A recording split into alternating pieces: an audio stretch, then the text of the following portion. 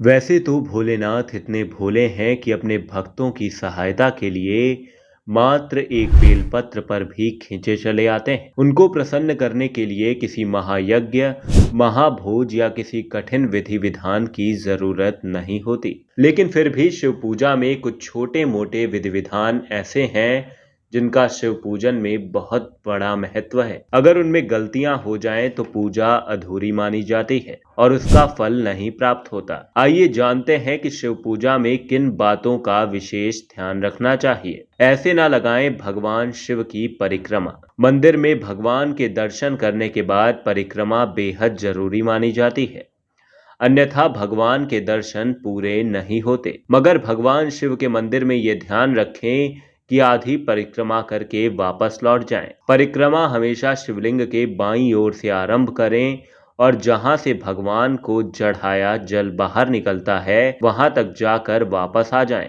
फिर विपरीत दिशा में जाकर जलाधारी के दूसरे सिरे तक आकर परिक्रमा को पूरा करें। जल स्थान को नहीं लांघना चाहिए। मान्यता है कि जहां से शिवलिंग पर चढ़ा जल बाहर निकलता है वहां ऊर्जा और शक्ति का परम भंडार होता है। इस स्थान को लांघने से वीर्य या रज और इनसे जुड़ी शारीरिक क्रियाओं की ऊर्जा पर बुरा असर पड़ सकता है, इसलिए इस स्थान को लांघना नहीं चाहिए। इसलिए परिक्रमा करते समय इस बात का ध्यान अवश्य रखें। इस तरह से ना चढ़ाएं प्रसाद। भगवान शिव के मंदिर में जब आप शिवलिंग पर प्रसाद चढ़ाएं तो इस बात का विशेष ध्यान रखें कि प्रसाद को कभी शिवलिंग के ऊपर न रखें। इसके स्थान पर आप किसी पात्र में प्रसाद को रखकर शिवलिंग के नीचे रख सकते हैं। मान्यता है कि शिवलिंग के ऊपर रखा गया प्रसाद ग्रहण नहीं किया जाता और ऐसा होने पर पूजा में दोष लगता है। शंख का प्रयोग न करें।